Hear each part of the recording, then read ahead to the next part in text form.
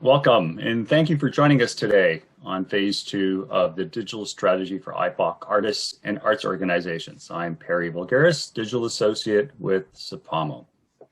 We acknowledge that we live, work, meet, and travel on the traditional territories of the Indigenous peoples that have cared for this land now called Canada.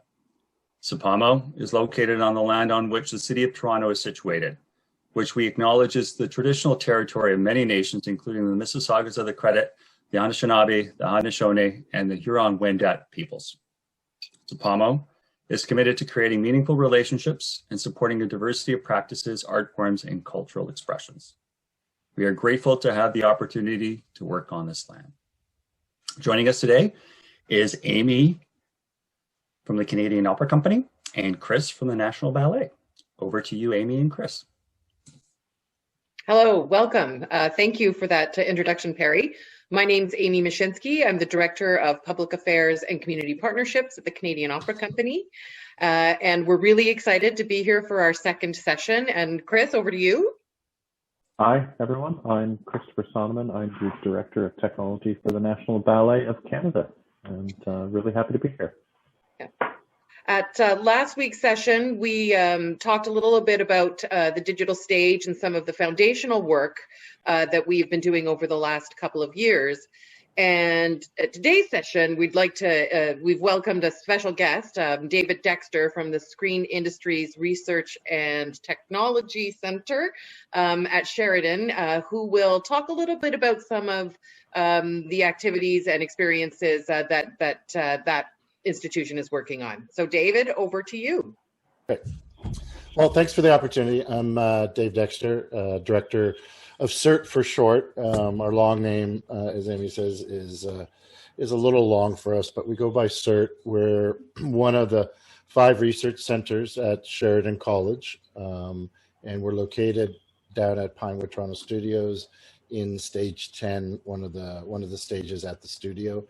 And we've been working closely with the Canadian Opera Company, National Ballet, among other live performance entities. Okay, so being part of one of the 5, one of the research centers that we're working closely when we're on the live performance side is the Canadian Music Theatre project, headed up by Michael Rubinoff. And our focus at SIRT is we are what we call a technology access center for the industry. We're actually partially federally funded with the mandate to help the industry innovate within the screen industries, which is now, we've done some heavy work in the live performance space, film, television, immersive storytelling, kind of everything you see on how content is created. And we are an applied research center. Sometimes that means different things to different folks. It could be we're a prototype center, we're a proof of concept center, we're a training center, we're a sandbox. And what we're really seeing is a very quick acceleration of the integration of film, television, gaming, live performance, and anything in the sense of creating content. And that's really being led by the game engines, technologies out there, Unreal and Unity, plus also the processing power of the machines, be it GPUs with NVIDIA or AMD chipset. And then finally, just the integration of the different technologies that give the ability for the creative industries to extend their creative vision by using technology. Okay, so I'm going to go over just, it's hard to go over all technology. So I'll just go over a quick couple more slides on the SIRT perspective. So customized training, technology diffusion, applied research and development, we're heavily grant supported, and there's a number of major granting agencies that are separate from the Canadian Council, Arts Council style agencies. These are NSERC, Natural Science Engineering Research Council, NRC, Ontario Centres of Innovation, and really the sort of the tech innovation funders out there. And we work closely with them as we work with our industry partners for it. So if you took a look at us and put us in the center, this is our world on working with the tech companies. And in our stage, we have quite amount of different technology there, and our mandate, our goal is to always stay on the latest and greatest, and also what's coming down the road in the next year and a bit, and help lead organizations to tap into that technology. Industry partners, academic partners, industry organizations, including unions and guilds. We do a lot of training for their team members, because they're the ones that are going to be actually highly involved in the use of the technology, or supporting the use of the creative expression that's going to go on. And then our funders. The nice thing about being in Canada, there is a heavy focus on research, applied research, and really helping organizations move forward with realizing their creative vision. So this is an art chart. It's done on purpose. You may see some stuff in here. The big one, of course, these days is virtual, especially with the pandemic over the last year. A lot of emphasis has turned towards the virtual space, and has accelerated it quite a bit, from meetings like this to actually shows that are going to go on virtual reality, or the use of LED screen in a live performance with virtual characters, and a virtual integration of the LEDs into a virtual expression for it. We do a lot of other stuff, and we're starting to see more what's coming down the road in the next couple of years, especially the introduction of artificial intelligence, machine learning, 5G, and some of the platforms that have been evolving very quickly. So when we take a look at some of the work we've done, and some of the integration of some of the technologies in live performance, I'm going to go through a couple of examples, and to show how different elements are used in that for live performance. What you're seeing here is our stage. It is an LED wall setup. I'll talk a little bit more about what this scene is all about, but we'll move on to the next slide. We recently did some work with Roberto Cavanella from Art Pro Danza around his vision of doing a stage performance for the 9th. And what we see, and this is, we're starting to see a process about, okay, I want to do this creative expression. I think there's some tech out there that can really help me get there. And then how do you step through that process? Instead of saying, yep, here's all the tech we have, pick and choose, let's go. It really is a show and tell, an experimental, a prototype, a test, and then this evolution of the creative vision. And then I think everybody knows, then it's budgets, where it's going to be. Is it going to be on a stage? Is it going to be in a VR? Is it going to be in a video? And then what is the experience you want to relay to the audience or the person experiencing it? So we stepped through with Roberto, it's probably like a 9-month from an open introduction to his visions in that, to seeing the performers practice, to coming up with the first of his iteration of integrating technology into the 9th. So this is a video. I'm going to see. So hopefully it'll play fast enough for everybody. I'll turn down the volume. I'll just talk, and I think everybody knows the 9th. So as we're stepping through here, we took a look at it, saying, okay, we wanted to project map. So what you have at the beginning here is a technique where there's a live camera, and we're actually mapping out each of the performers live in a multiple descending iteration up on a projector onto the screen. So that's where we're looking at video duplication for this. And there's a number of software products out there. Of this one, we use Touch Designer. I think that is developed in Toronto, actually, for this scene. And so it was 4 different scenes that we were developing with him. The chairs play a major role. One of the things we did was we actually scanned his chair. So these are actual 3D images of the actual chairs used with the dancers. The projection mapping here is the more and more light coming through. Now, with this one of the discussions we had, but we couldn't use due to the location and budget, was this is a projection mapping versus an LED wall. One of the things he did want was those lights to come out onto the actors and light them up, to which the LED wall would have done that fairly effectively for this, but you still got the same desired outcome in the sense of the changing lights.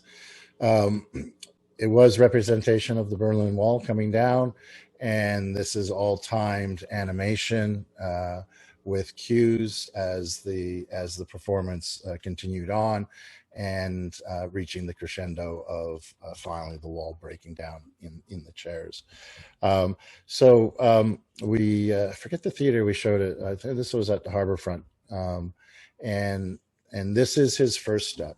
His next step now is we're in discussion on how to translate this to potentially film or to a larger performance space, and from that will be a little bit bigger budget in actually working with his performers.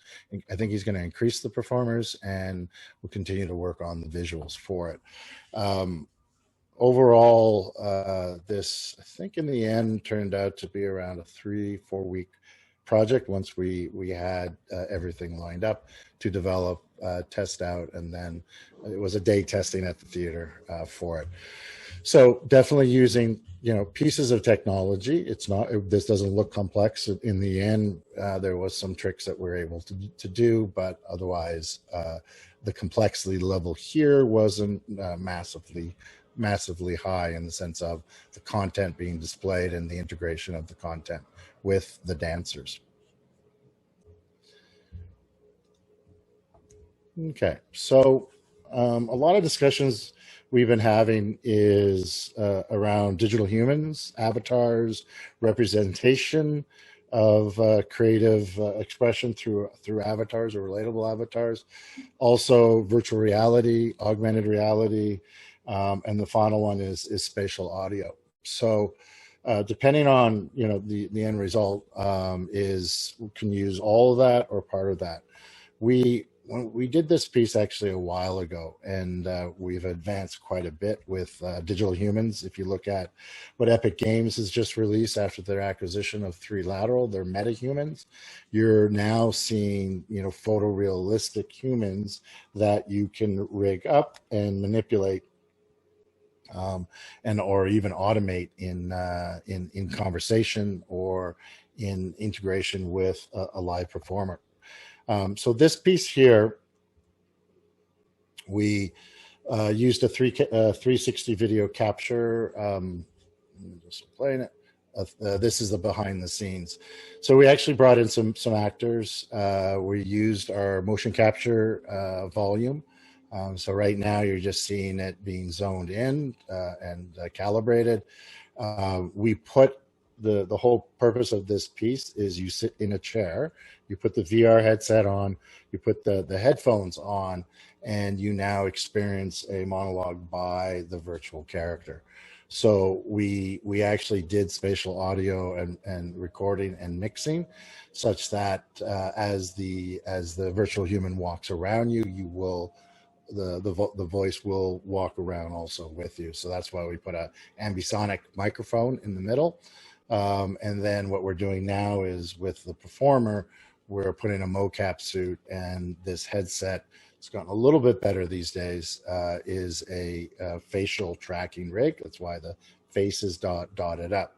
So what that'll translate directly to the digital human's face, and be able to see expressions, micro expressions.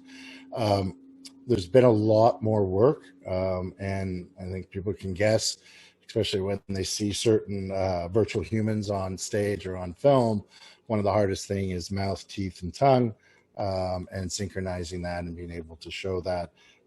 That actually there's a lot of work that's been done on that, and we've gotten it a lot better. So now this is the recording of the actor, and then it will be translated into the digital human or the virtual human. It is a performance piece done now on our stage that's translated over. The virtual characters, the cool thing about that is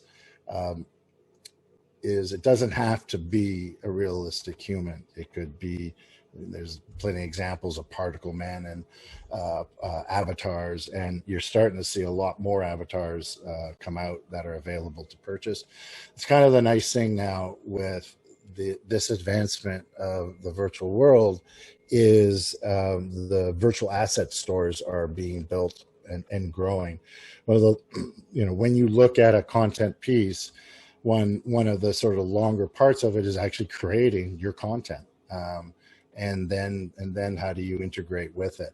So when you take a look at backdrops, etc., you now can actually go to stores, be it the Epic Games store, Quixel, Turbo Squid, etc., all fun names out there to actually bring in characters that have been developed already, and more importantly, have been rigged. So in the motion capture avenue let's try to find a picture of this. Yeah, as you see the T-pose, it's been rigged, so his movement and his dots will match identically to the skeleton of that avatar. So we're super excited with that.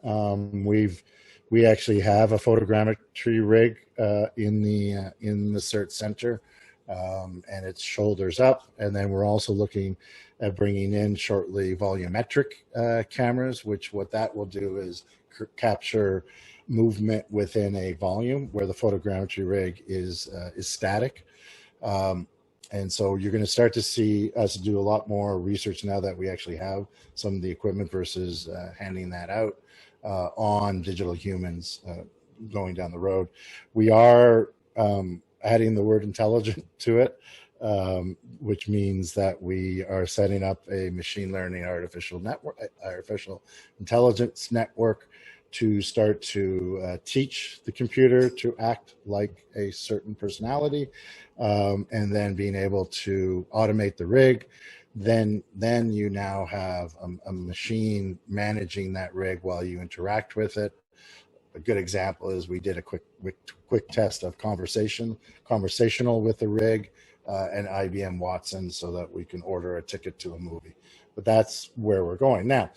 Translate that into very creative, impromptu style of dance or integration in that, and now you're starting to see some interesting things coming about on leveraging that capability. Okay, so we'll get down to afterthoughts. So this is really the introduction of virtual production. So virtual production is giving you the ability to bring in the virtual world, bring in the real world as a virtual world within a film or a camera shoot, that you're going to get what they call final pixels. So it could be, you're starting to see more and more movies have it. The latest George Clooney one, when he was looking out from the Space Center, all that was LED screens, and that was the image of the Arctic for it. So we were, one of our partners, Post Office, came to us and said, look, their artist, Ren for Short, who's in the middle here, was going to need to do a live recording of her song that was part of the movie Clouds, that Disney wanted to showcase on Facebook Live. And so over the week, we actually worked with them and their director closely to help them get to the point of a live performance. And that's what you're seeing here. So I'll play this and I'll talk a little bit more about it. Okay. So virtual production gives you the ability not only just to have the LED screen, but one of the biggest thing is camera tracking, and such that when the camera changes, the backdrop matches to it. and also gives the ability of what we call in-camera visual effects, such that such that that backdrop, the clouds are moving, the wind is blowing through the grass. It's not a major visual effects environment, but it does give you that ability. The LED wall, as I talked about, I think ours is 200 some odd panels. You're starting to see a lot more LED walls come up, and we're doing a lot more research with it. It uses the Unreal Game Engine, so game developers are being gobbled up quite a bit with VFX houses and productions and production houses because of the capabilities that the game engine will get you final pixels. So once again, this is a live shot, and there was very little post done on this. I think there might have been some color grading that Disney did. The other thing too is it gives us the ability to leverage virtual lighting and real lighting, triggers. It's all game logic. So, it could be that once she hit a certain note, then the leaves start falling. Those actual leaves are actually, there's some background ones on the LED screen, and the foreground ones are two PAs standing on ladders throwing them on her. So there was a nice integration between the two. This is not a very complex thing. So one of the things we did do is this environment is a free environment from Epic Games, and they were able to integrate it into their creative vision. Now, you can now extend this out quite a bit on what you can do. One of the really interesting things that depends on the LED setup is lighting. And so for on-camera VFX or pure virtual production, what it does is it gives the actor or the creative, the dancer, the performer, the ability to see the virtual environment live. And also you have the ability that the light of that virtual environment will be on the performer. Depends on how you set up and what you're doing. In this case, this is a filming thing. So putting this into final pixels, you're really reducing the amount of post-production you would do on a piece. And that's why the film and television industry is going quite aggressively in setting up studios like the Pixamundo studio, and they just built out in Mississauga, and you're going to see a lot more coming about there. It is a very powerful way to bring in a world that you may not be able to travel to, especially during the pandemic.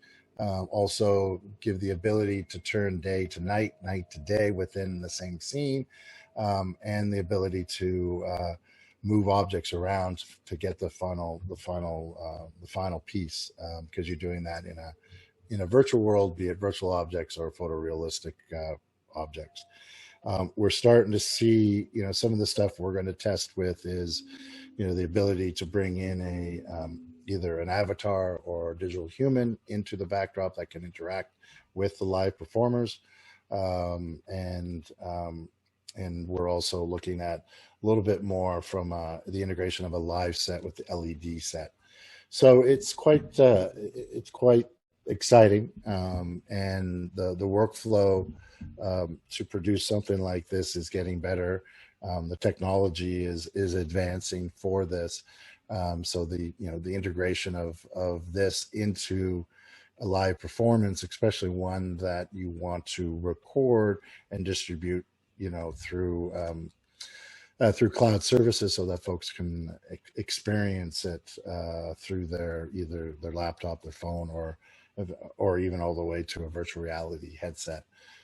So it really depends on your creative vision, but the tool set and the merging of the different industries coming together, film, television, immersive gaming, and live performance, all coming under the guise of the creative industries, is really exciting to see these techniques being used in each of those areas and crossing over into the areas.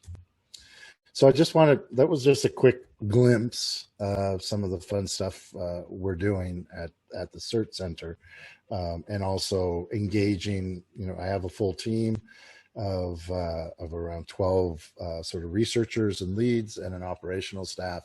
And this is, as we progress with Canadian Opera Company, National Ballet, with workshops and engaging more and more with the creative industries, gives us the ability to showcase the technology that can be used in advancing the creative vision. So Chris, I'm gonna pause there. That was sort of a quick shot of everything in our wonderful world. So I don't know if we want to open it up for questions or. Yeah, I think if we go to Alex, he's got a couple of questions for you, and I have been monitoring the chat. I haven't seen anything come in there, but Alex, if you want to go ahead, that would be great. Sure. Thanks, Dave.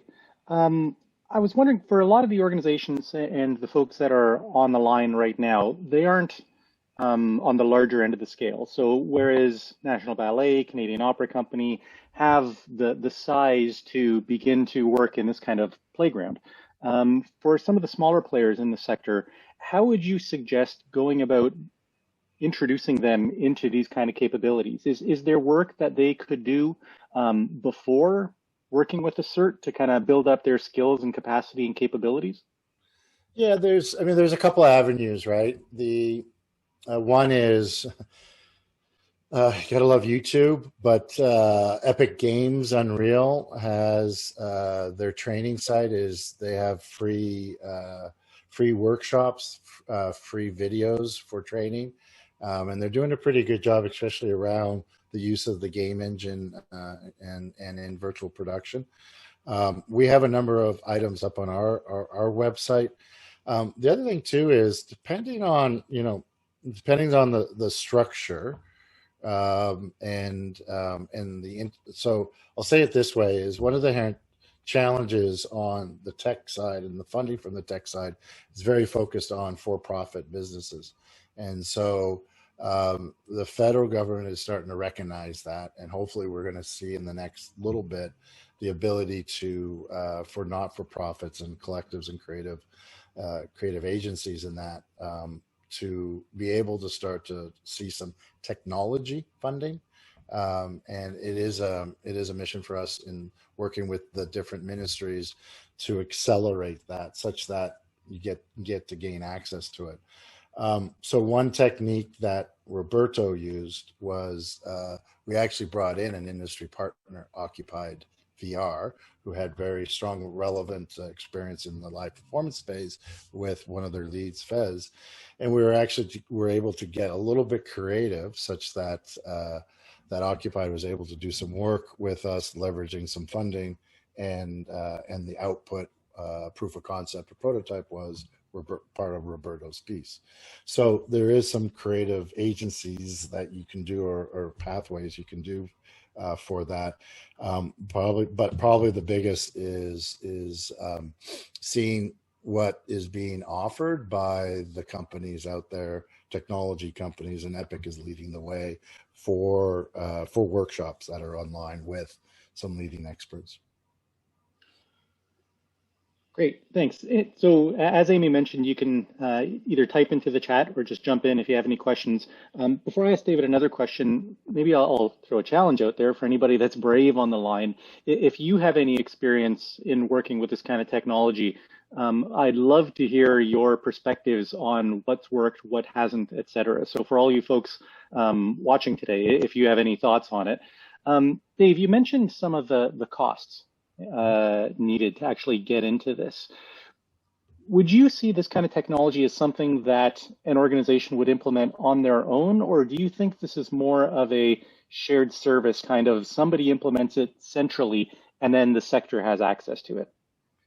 Well, that's a good question. The work you guys at COC and National Ballet is working on is important. The other is the ability for the stage owners to start to bring in some of this technology. I think I think there's a lot out there currently for projection mapping, and for the different creatives to tap into that, and the ability for that. The other thing too is, part of the technology is getting cheaper, someone depends on what you're doing. You can do a lot of prototyping until you need to move to the next stage. But the game engine is free. Epic is free. Their software is free. Thank you to Fortnite. And then the computers, especially the PCs, desktops, are with the graphics cards are getting better to give you some of the ability to start to create. The key challenge would be is the software getting easier to use, so that you don't need to bring in a coder and that. And some of it is Touch Designer is actually not too bad, and there's a network of folks out there that do know it. So your team for delivering this probably will start to include a techie that hopefully will come with a high-end machine and some knowledge and that, and then get going, and then take a look at the centers like us and like what you guys are trying to do, Alex, to be a creative space. And then finally, there is research centers like SIRT across Canada that you potentially can tap into for resources. It's just a matter of the level of effort, but we are, in this sense of bringing folks to a proof of concept phase. We're fairly inexpensive, but also gives us the ability to leverage what's behind us. Right. Does anybody have any questions or comments out in viewing land? You can either jump right in or drop something into the chat.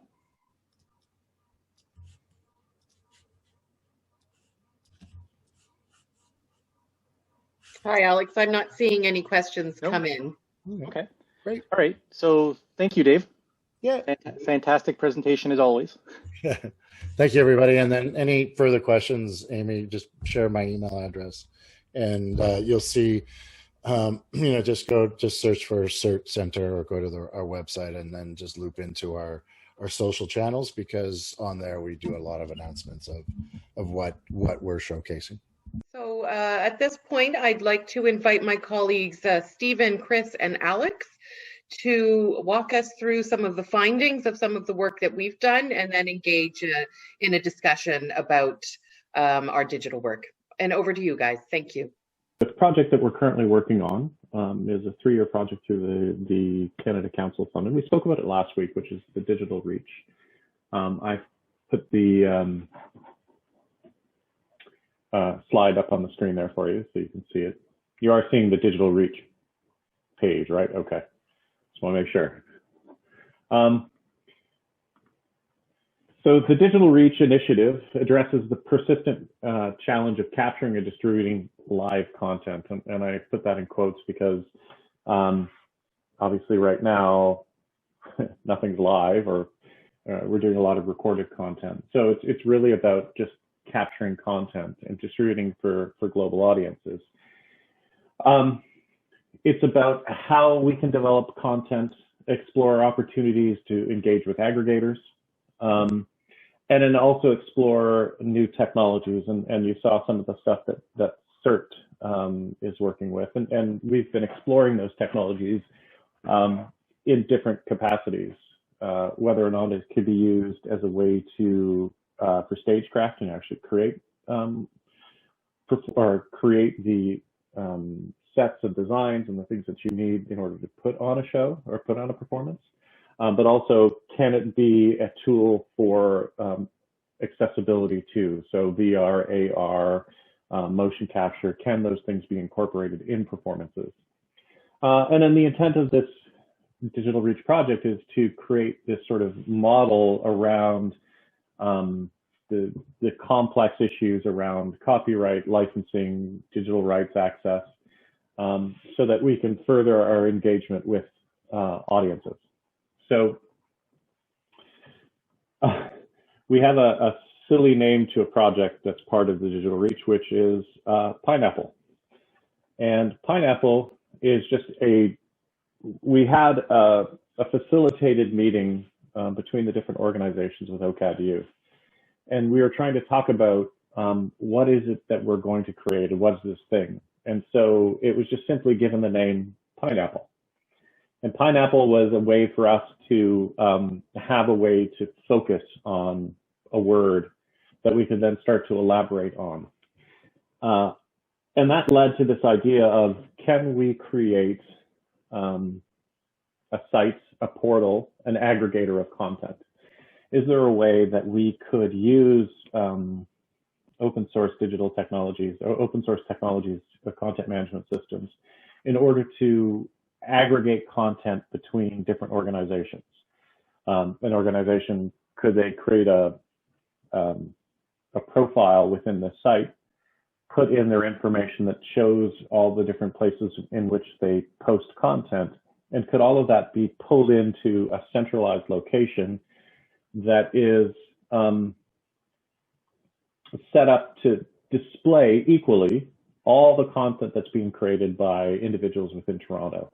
So it just pulls these different pieces in and puts it in a carousel, displays it, makes it searchable, allows you to tag it. And can we work with the different organizations to help make their content easier to find? Can we link between the different organizations in order to increase their search engine position? So it's really, Pineapple is about working together to aggregate content in the digital reach to make it easier for people to find Toronto content, but also create relationships between the organizations and more or less try to bring everyone together and then expose all of those different pieces. So could we put in things like recommendation engine? So if someone views something based on tags and keywords and stuff, could it also recommend content from other artists and other individuals? And the idea is to really just make it make our content more accessible and located in a single place, but then also link back so that individuals can go to the different organizations or individual sites and explore further. Okay, so the other idea behind the digital reach is this idea of innovation. And innovation is really, what are the different types of technologies that are being used? And SIRT walked you through a few of those. And so the idea really of expanding the canvas was, as an IT person, I can tell you what a technology does, but I can't tell you what to do with a certain piece of technology. So expanding the canvas, the main concept was, what if we took really smart, creative people and gave them technology? What would they do with it? And so the idea is exactly that. So working with the National Ballet, the Royal Opera House and Ballet, Sheridan College's Music Theatre Project, the Canadian Opera Company, and the SIRT Center, we proposed that exact idea. We would look for individuals who are interested in exploring ideas and grounding those ideas within technology in the digital space. Individuals that are creative thinkers looking at exploring new mediums and taking those mediums and figuring out a proof of concept as to how you could use a certain piece of technology to put forth an idea, a creative expression. And the incubator itself would select a group and fully fund, provide performers, provide funding, provide access to SIRT and the technology so that those individuals could take that idea and prove the concept.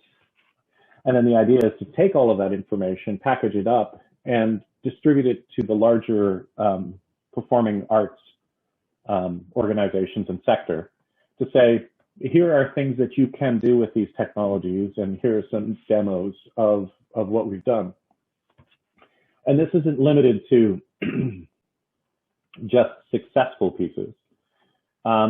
They can not be successful as well, because it's an exploration of technology to see what does and doesn't work.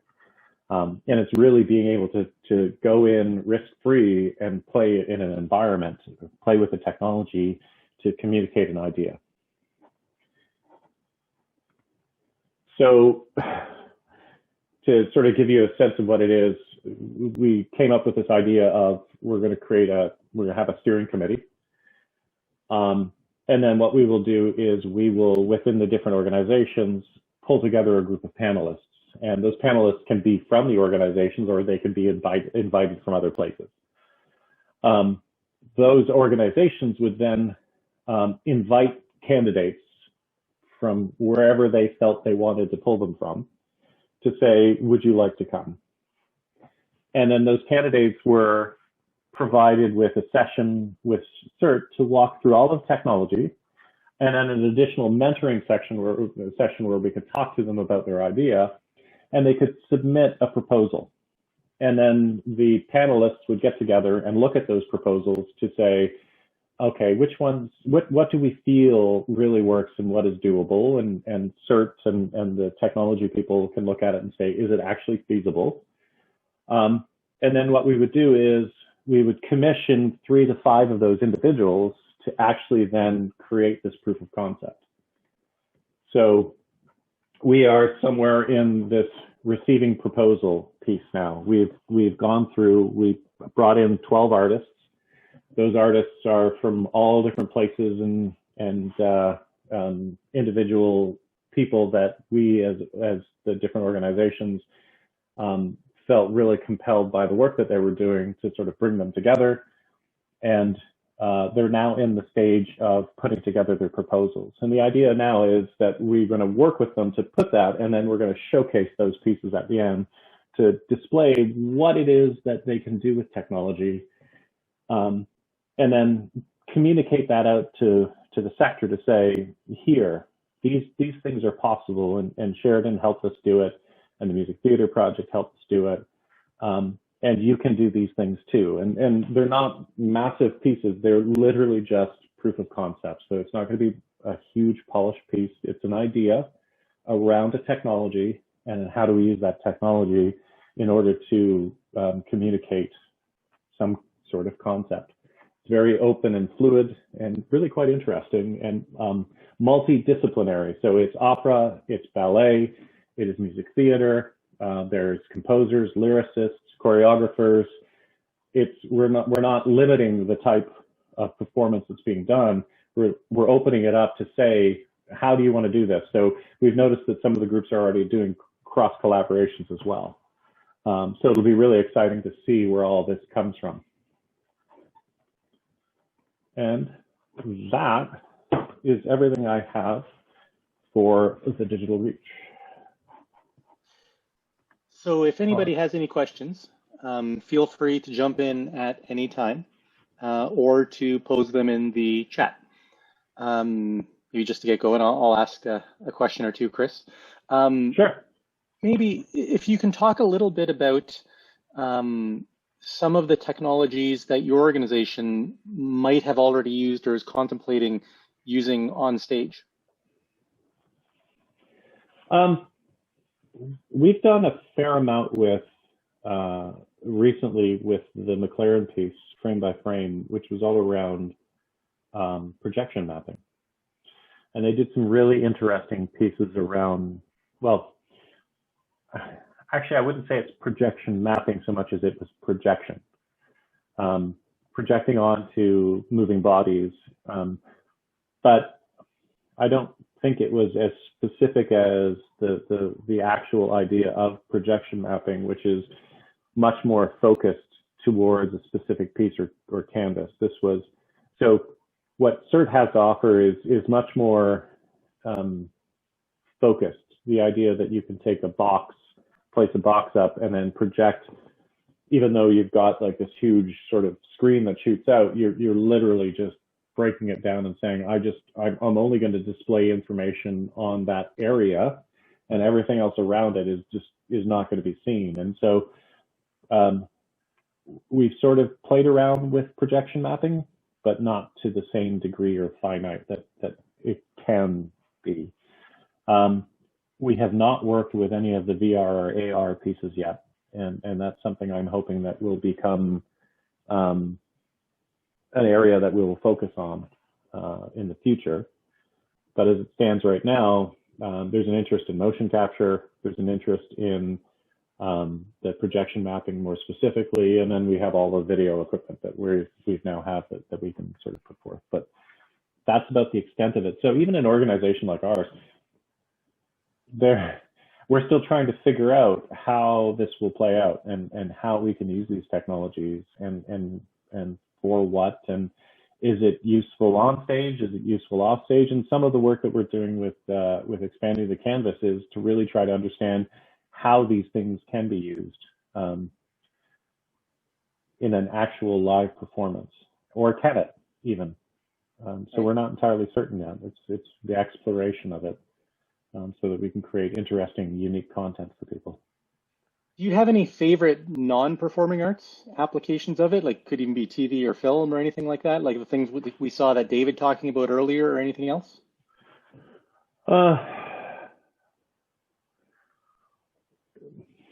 Anything. I mean, I love all of it. That's the problem. Is that, I mean, I was watching one yesterday, which was around robots and robots moving canvases, which was really quite interesting to see. And it was all based on projection mapping, and because the robots were coded to move in a certain way at a certain time, they could very specifically map those projections onto those pieces, and it was quite fascinating to watch. So I think that there's an incredible amount of potential. I mean, all of this actually came from the fact that Stephen and I were sitting in a conference, and we saw what the Royal Shakespeare Company did with The Tempest, where they actually did, you know, The Tempest, suddenly the main character went from being this little person to 40 feet tall, VR projection in the middle of this, you know, Shakespearean play, and it was, you know, minds exploded with the potential. So for me, I love that, because that was the impetus for all of this, that it was really exciting to see those things happening and say, oh my God, we better get on the boat here and get moving along. Otherwise we're going to get left behind, because there's some really cool things happening. And our organizations need to figure out how to participate in all of this. So that one's a little near and dear to my heart. If you haven't seen it, just Google Royal Shakespeare RFC Tempest. It'll blow your mind. And it was actually Andy Serkis and his company that did it. So you know him as Gollum, and I'm not sure the main character from Planet of the Apes, but I mean, he's Caesar. A motion capture god. So Caesar. Yeah, that's it, Caesar. So yeah, having him in your corner working with it is pretty amazing too. And even more on the LED backdrop, I know I've heard you talk about the Mandalorian quite a bit, and some of the technology that David presented earlier is used regularly on that set, right? Mm-hmm. Absolutely. That technology is just spectacular in what it can do. And if you think about what can be done with it for recording and special effects and the sort of pre-visualization or pre-production, think of what you could do if you had a stage that was that had a massive LED screen built into it. The type of world building that you could create, and the way you could move an audience to different places in real time would be quite, because a lot of what we do is leaving it up to the imagination, right?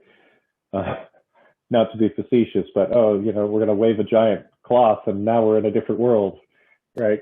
And use your imagination to explore that idea. Whereas now you could actually literally in real time change it and do kinds of interesting things to create different environments that you could then work within. It's spectacular to watch.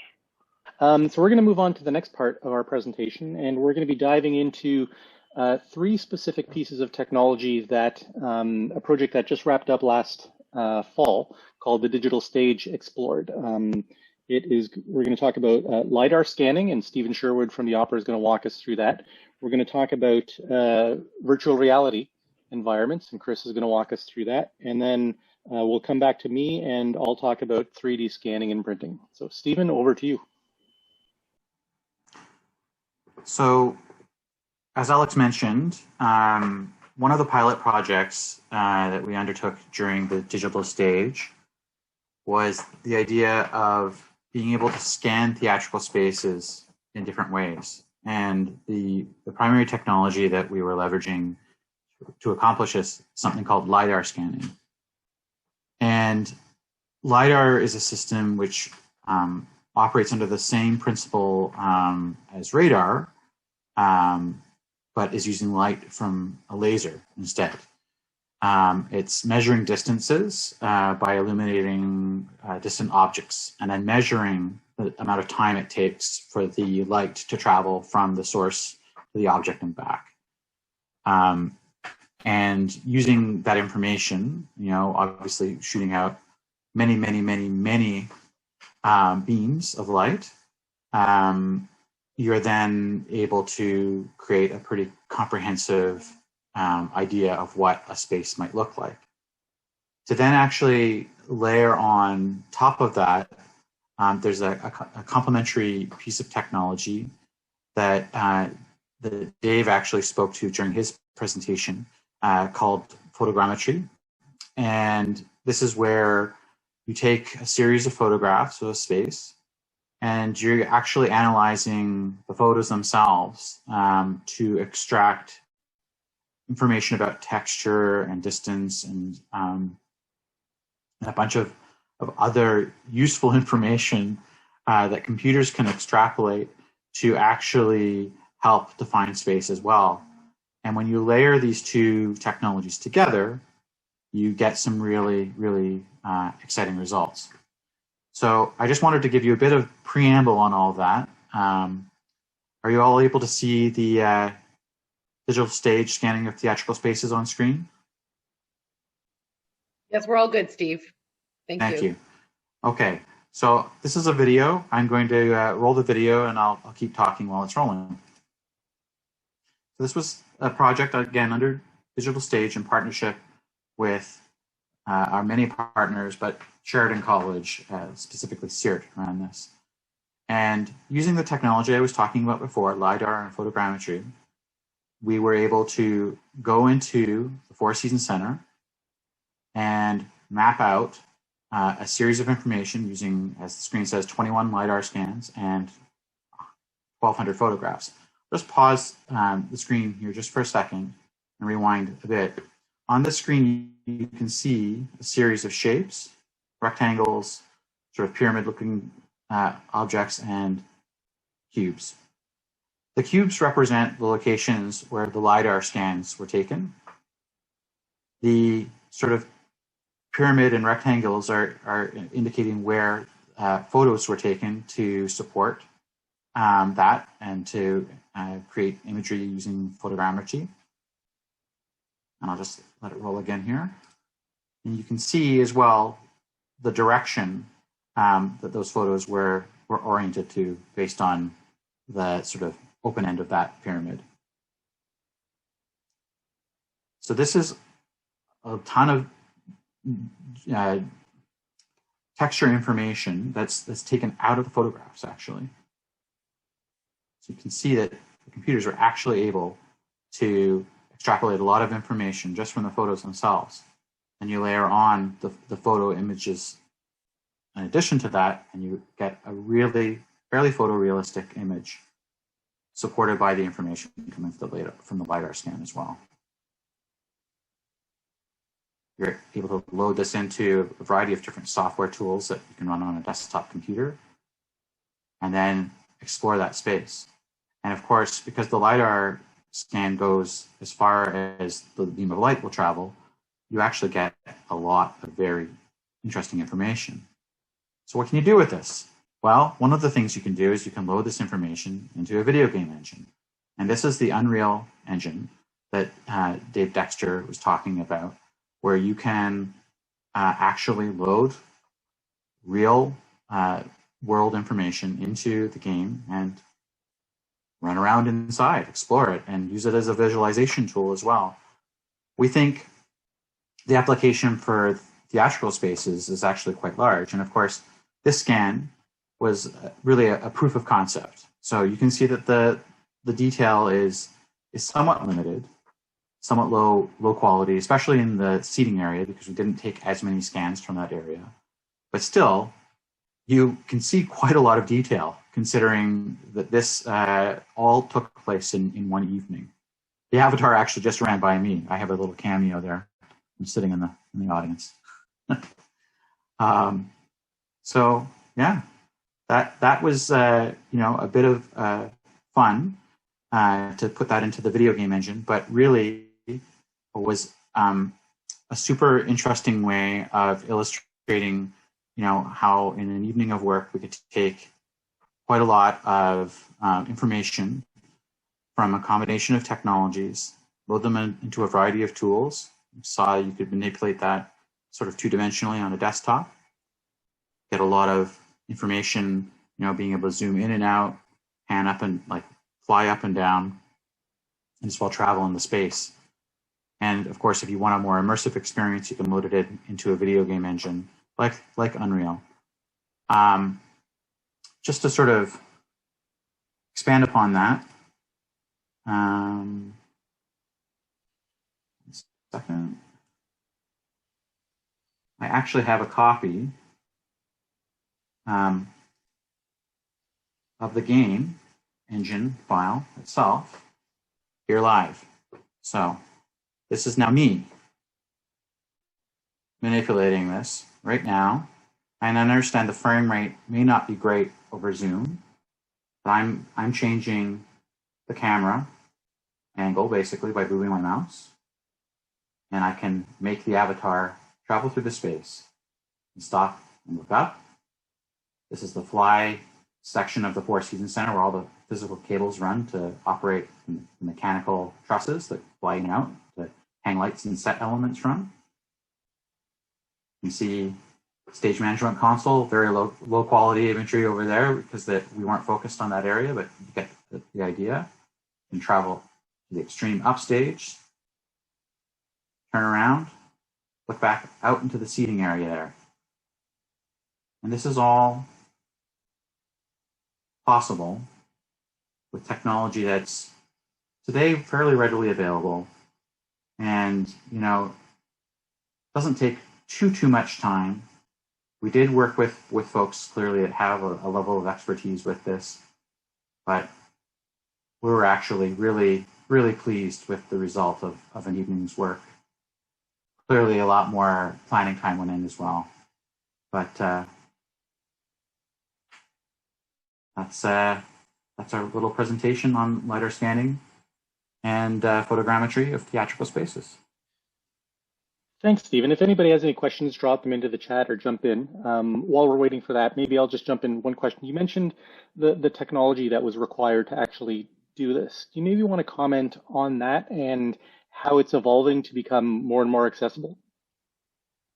Sure. I mean, like many technologies, there's, I think, a scale in terms of the sophistication of the tools themselves. So there's entry-level hardware and software through to incredibly sophisticated platforms that, say, the military might use to be able to scan the surface of the Earth from an airplane traveling at 10,000 feet.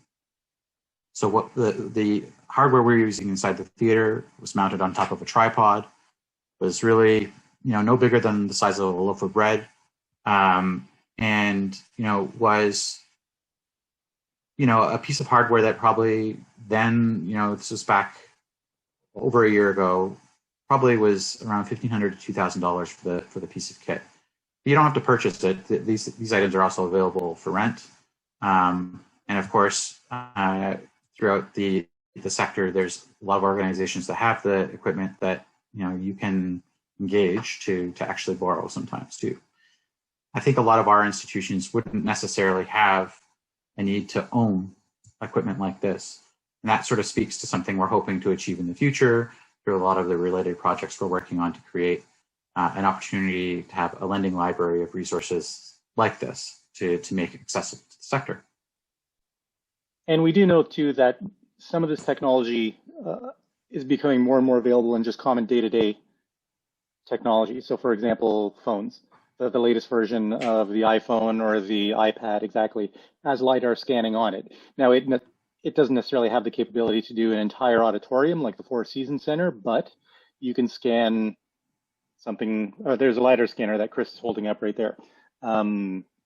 Dedicated, not in the phone, but obviously that is relatively inexpensive. But even the latest versions of iPhones, iPads, tablets, other phones, et cetera, are having this kind of technology, and it's going to become more and more prevalent in our day-to-day lives. Okay, thanks, Stephen. I'll hand it over to Chris now to talk about virtual reality. Virtual reality is a really sort of interesting place to work in, and there's a couple of options, or there's sort of two thoughts that the organizations, the ballet and the opera, have been thinking about. One is this idea of using virtual reality as a tool for pre-visualization, and the other is how can you use virtual reality as a tool for performance. So thinking of VR as a tool for pre-visualization, you know, you can create models, as Stephen has shown you, and I have another one here, which is actually really quite simple, but still effective. Hopefully everyone can see that. This is half of the Four Seasons Center and this is in SketchUp. SketchUp is an inexpensive 3D software program that was created by Google and is now through a company called Trimble that you can get for $200. And SketchUp allows you to create all kinds of environments, and you can get pre-made pieces, you can put stuff in. This is actually based on a CAD drawing that was rendered out. And as a matter of fact, I have another variation of this where I just mirrored it and did a full, complete Four Seasons Center. This type of tool now you could use to create an actual set in 3D. What would be really interesting, though, is to take this set and actually put it into a headset or put it into an environment where you could have artistic directors, creative people, choreographers, set designers, all put on a headset and visit the space. And can you actually walk around and make design decisions about the stage that you're putting together, the costumes, whatever it is that you're looking at in a 3D space, and actually see what it looks like and walk around and view it and make some of the final decisions. Is there a way, can you use these tools to cut the costs of having to ship things, having to create maquettes, having to put a set together and then realize things aren't going to work and then have to change it? So how much can be done in a 3D environment, and can you create a shared experience so that individuals can all work together? Because this is considerably cost effective. Because if you also then think, if you could have an individual, you know, they're in Stuttgart at the ballet, and you've got someone in San Francisco, and then you've got two people in Toronto, but they all put a headset on, and now they're in the same environment. Well, now you eliminate the cost of airfare and travel and everything else. So the ability to communicate and work in real time increases exponentially using these types of tools in a pre-visualization environment. On the other side, once you have an asset like this, could this asset be used to actually create a performance in 3D so that an individual could put a headset on and be transported to a different world? Or as a discussion that we had, could we put a ballet on or show performances so that individuals who have disabilities or accessibility issues or don't want to leave the house because of COVID, could they still go to the Four Seasons Center, experience the Four Seasons Center, experience a performance in a VR environment? So it creates some opportunities for a different type of experience, or to expand or extend the experience. And then also, because of world building and different technologies, could you literally transport a person somewhere else? Because as a creator, think about what could you do if, and Annette Meese from the Royal sort of said this to me, is imagine if you could create something where physics and gravity don't matter anymore.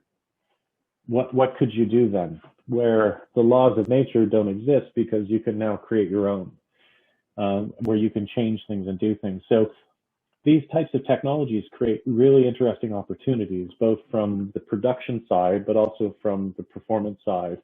And there are tools that are becoming less expensive and more available. So it really opens up the possibilities for individuals. Fortnite is an example. They've been showing concerts in Fortnite. Travis Scott was the most recent one. So there's some really cool things happening, and we're trying to explore these technologies as a way to use them on both sides of the stage. That's about it. Great.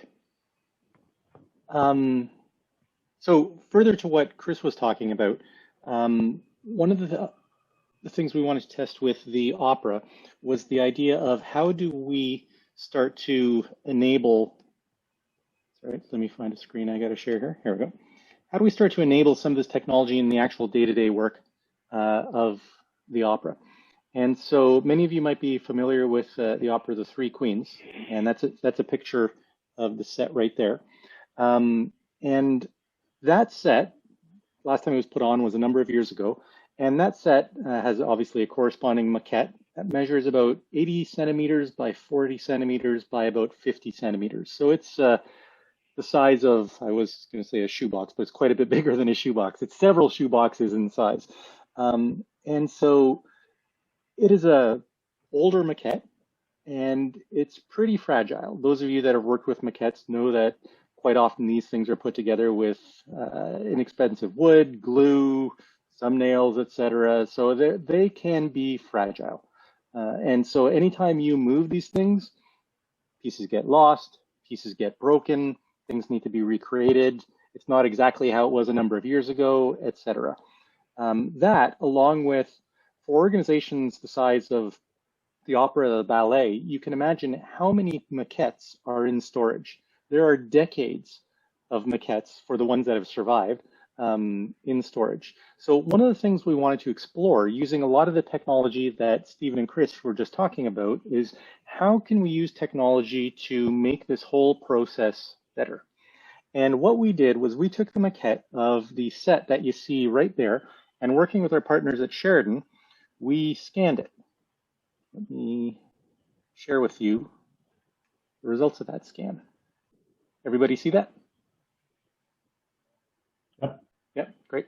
So this is the results of that scan. So here you've got a maquette in virtual form, and you're able to manipulate this. And I'm using 3D Viewer, which if most of you have a newer version of Windows, you already have this application, so you can see things in 3D. So we were able to take that maquette that is old, fragile, etc., and create a virtual rendering of it.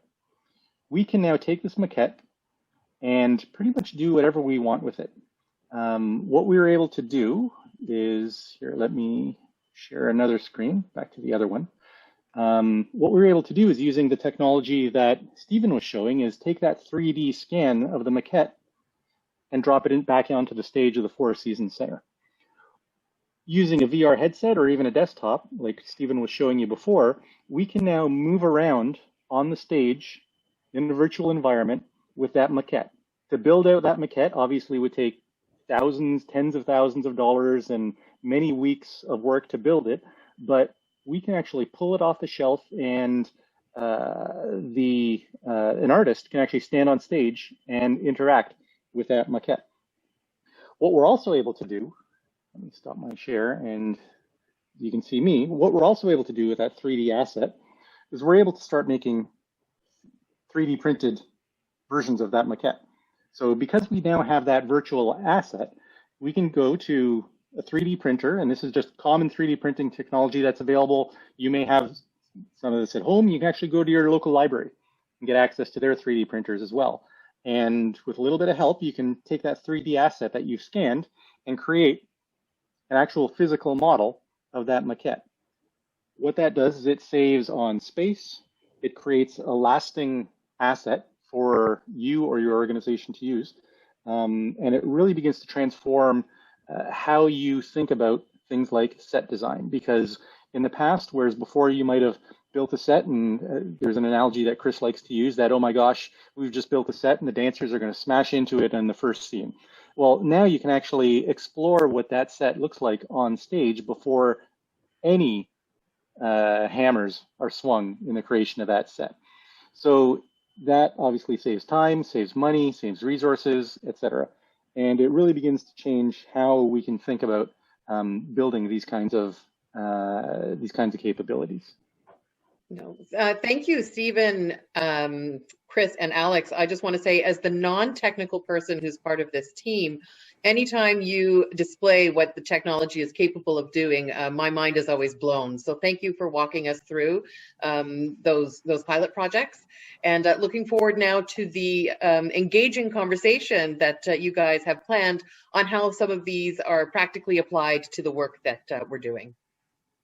Sure, great. So I'm going to effectively open the floor to anybody that wants to speak up, and we'll get the conversation going with Chris and Stephen.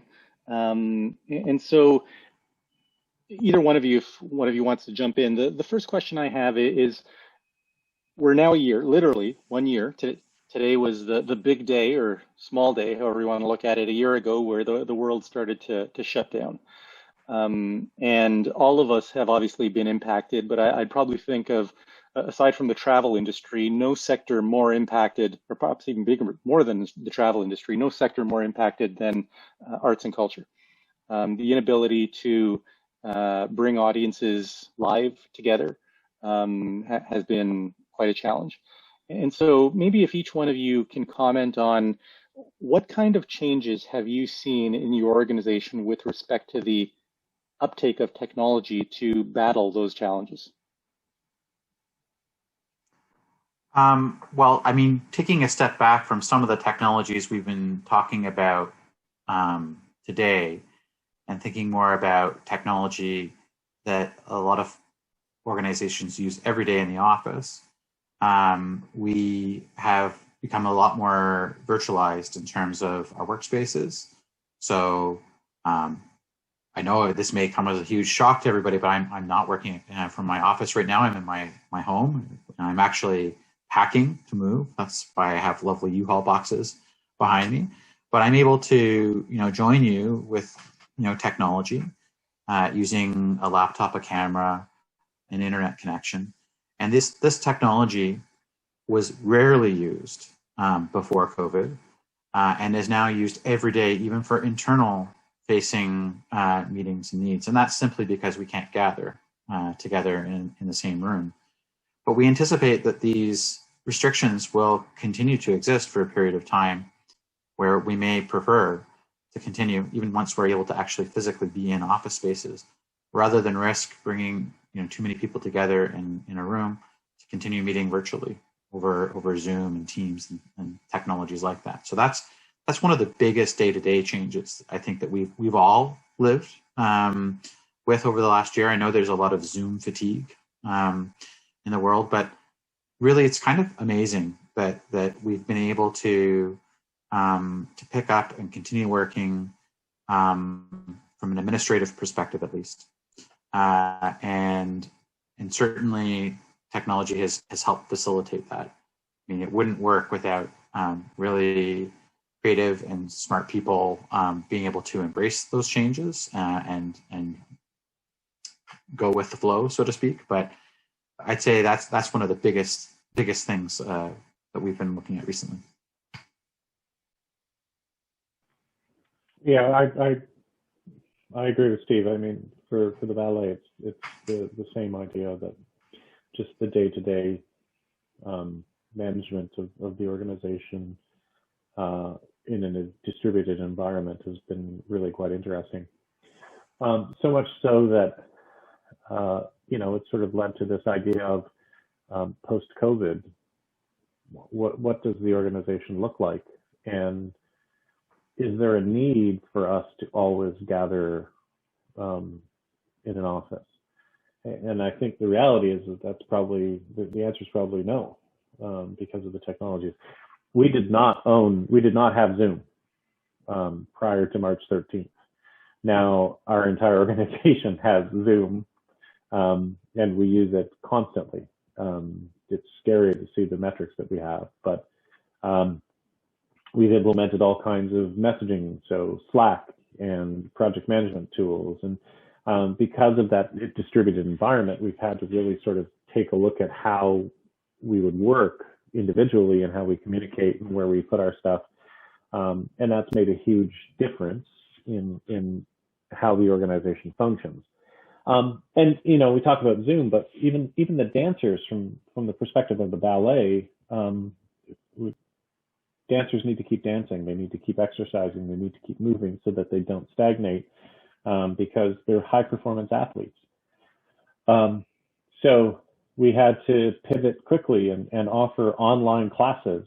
Our stage management cut up flooring and sent flooring to people so that they had a safe space in which to dance on. And so we were managing everything virtually, even class. People were in their kitchens and wherever they could find space so that they could do their bar work. And then at those times where we could open up the facility and come together, we still could only have so many people in a room. So then we were using video technology and Vimeo in order to broadcast into all of the other studios so that we could do, even though we were in the building, we were still distributed. So we're using those technologies to do rehearsals in class and sort of facilitate dance. So it's been really interesting. And then from the video side, and Steve can attest to this as well, the idea of a digital calendar was not a conversation. It wasn't something that we were doing because, like a lot of organizations, we're all gate-driven institutions where we need to put bottoms in seats in order to have people, buy tickets and come to our facilities. So the idea of hosting something outside of our performance centers was just not a conversation we would have. Now, the idea of not doing that, I think, is a kind of a foreign concept. We will continue to put content online because we realize that it's a medium that has a lot of potential for us. It's not going to replace live performance, but it does allow institutions like ours to be connected to audiences that can't come to our facilities, both across the country and internationally. So there's been a lot of uptake and a lot of change and a paradigm shift in how we sort of view the use of technology as a tool to communicate. I'd say as well, in terms of sort of patron-facing technologies, this is perhaps a little bit basic compared to some of the things we've been talking about. And I know that the ballet has been using software-defined voice systems for longer than the opera.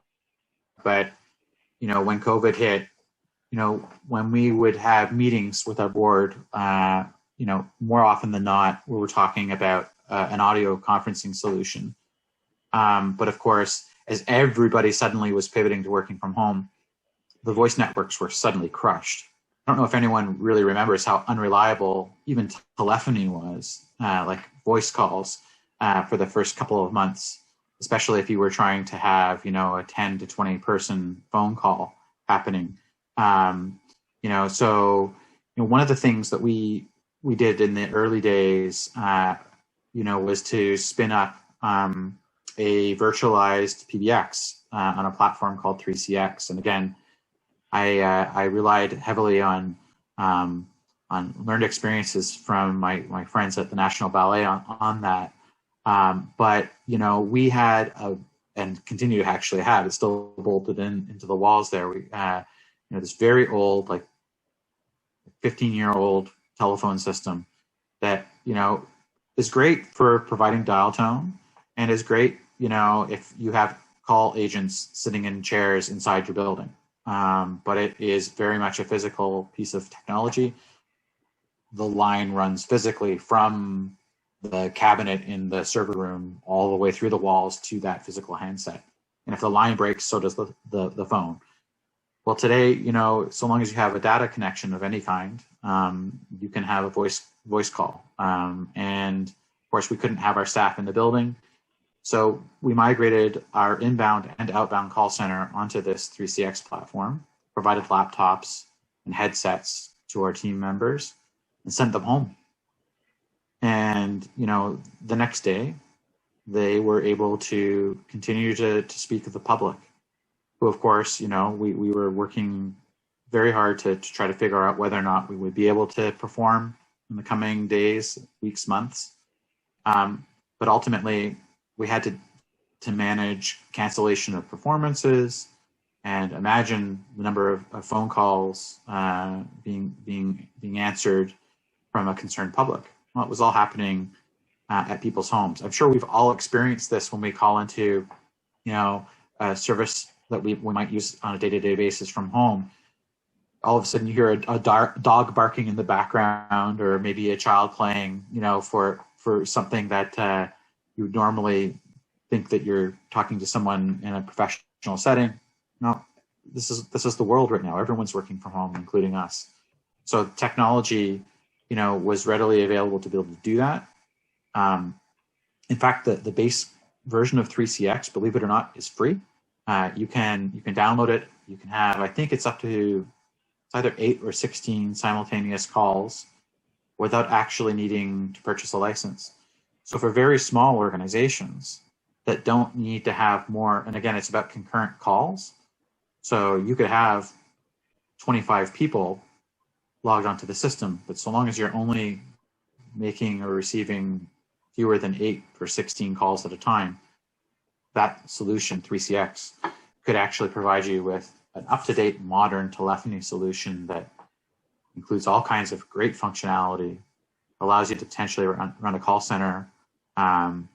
It actually now includes, something that sort of competes with Zoom and Teams.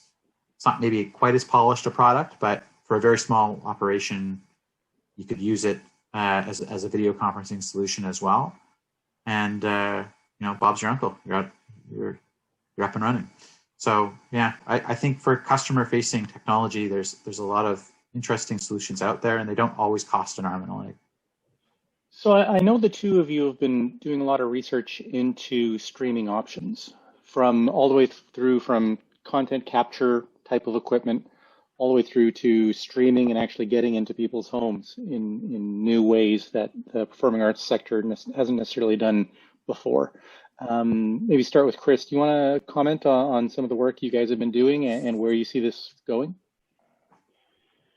Well, I mean, the biggest thing that we've done is we worked with Cineplex and put the Nutcracker in the Cineplex store and made it available online.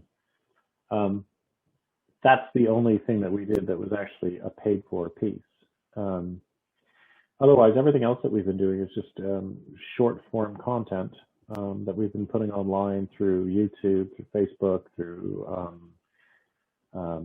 Instagram, and providing access to smaller pieces of content, interesting pieces of content that we can provide to the different groups.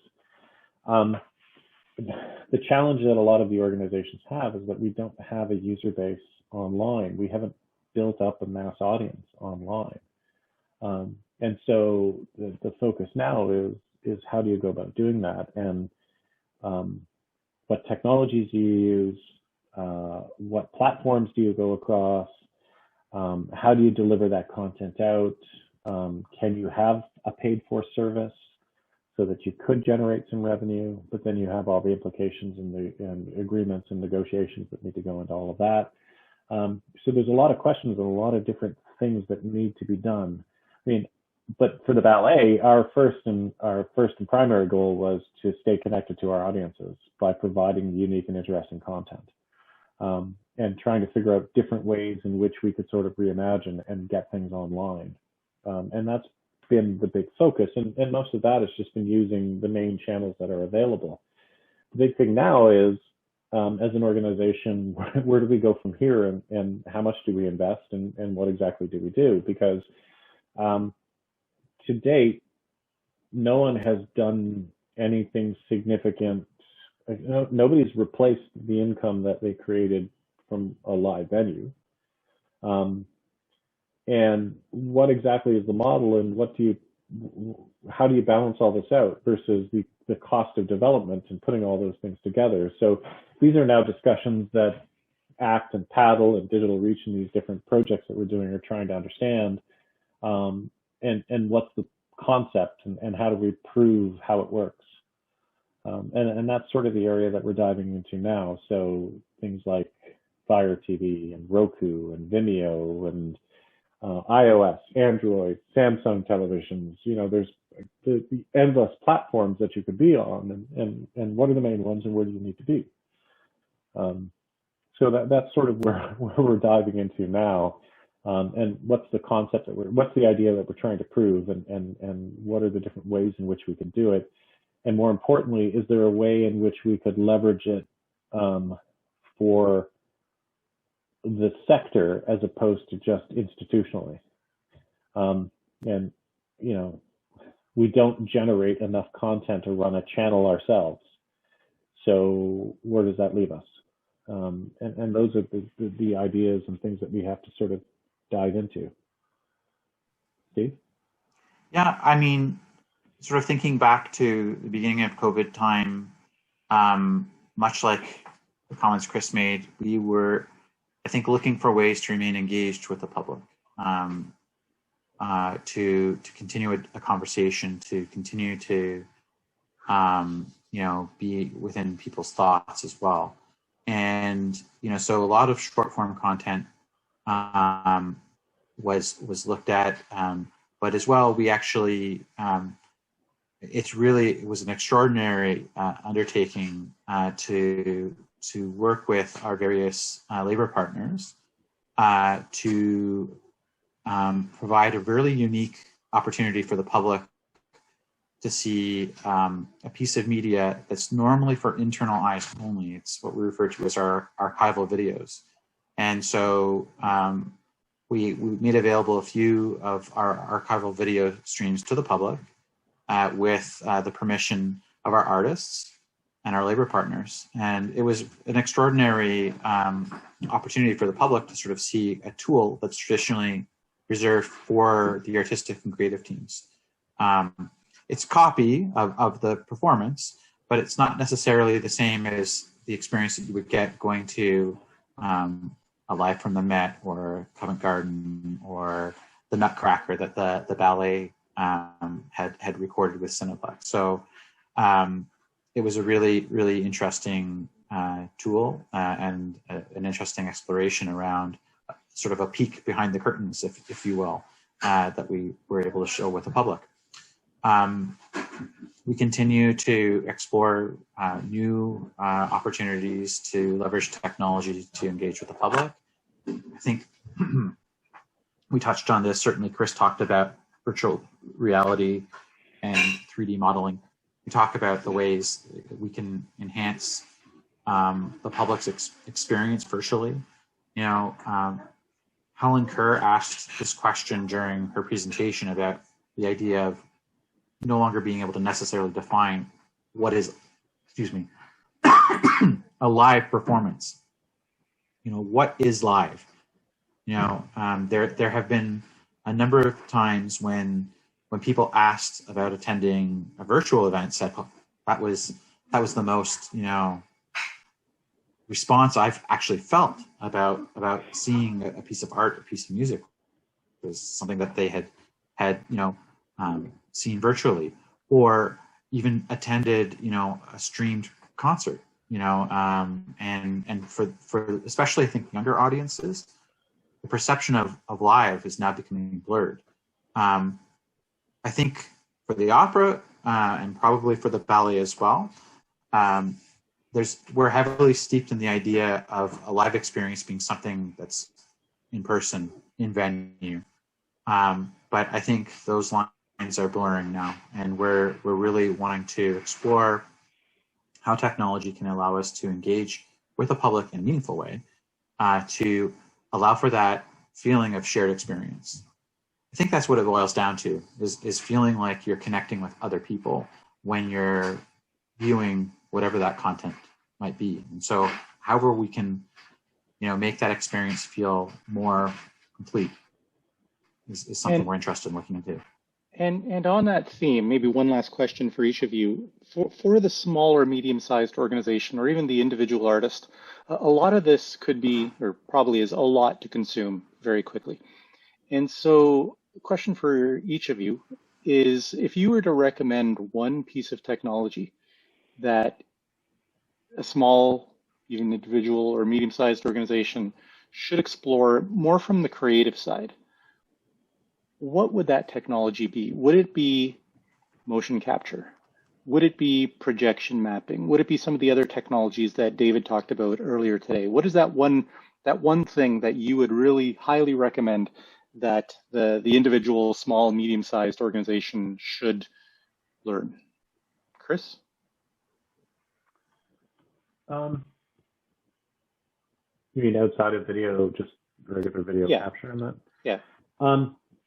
I think for immediate impact and the ability to do things differently, proper projection mapping, I think, is probably the most accessible in terms of bang for your buck. Helen showed some ideas, but essentially you can use boxes and create very simple stages, but then with projection mapping technology and short throw cameras, you could create all kinds of very simple or very complex environments using very simple objects, right? So this idea that you could essentially use cardboard in order to create a series of canvases that you could place around your stage, and then with short throw projectors, project all kinds of different environments up very quickly. And then depending on what it is that you're doing with the projection mapping technology and being able to sort of move things around, it just provides a lot of really interesting ways in which you can be creative in a performance without a lot of cost involved. Touch Designer is free to learn. It's a little complex. It's somewhat steep curve, but with a couple of with some of the technology, you could do some really interesting things. So I think it's a very interesting and very accessible technology that you could sort of dive into and play with in that sort of virtual world, especially within performances, I think. That's my Stephen? Yeah, I mean, I'll cheat a little bit and say I think it depends a little bit on your medium. As a performing arts organization, though, I think, like Chris, I look for value and bang for the buck. But I also think about workflows and impact. And I think the exploration around virtual reality has a lot of impact, both from the creative process perspective and also in terms of engaging the public.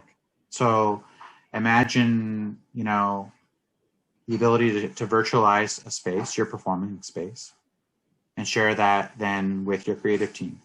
And for the opera company, we collaborate with folks all over the world.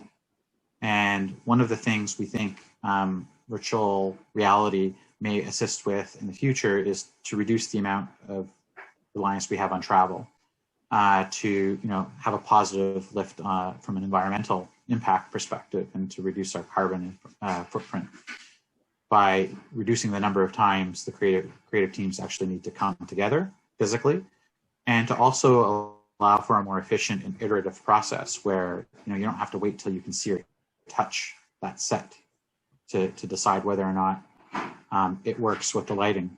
You can drop that set as you showed with the Maria Stuarda set into your theatrical space, hit it with lights, physically change an aspect to it, look at it.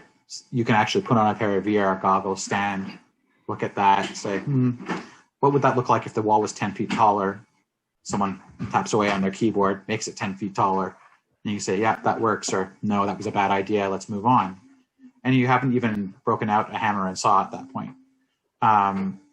So the idea of being able to look at things virtually and digitally, I mean, it's not going to solve all problems, clearly, but it does allow us to take many, many, many incremental steps forward before you actually have to commit to doing something physically. I think that's a huge advantage. And then flipping that lens around, there's a public application to that tool as well. Maybe it's just about education and outreach. Maybe you want to create an experience for the public to help them understand what it takes to do what you do. And creating that virtual experience allows someone to, potentially sit in a creative team meeting that they might not have been able to actually go to and look around the space and see what it was actually like to be there. To extend that out and into, a more interactive experience as well. We often talk about gamification of the performing arts as being perhaps one of those next frontier items where we're really trying to create an interactive experience with the public. And so I think virtual reality and mixed reality applications in general have a tremendous opportunity to deliver a lot of value for organizations of all different sizes. Great. So that concludes our part of the afternoon.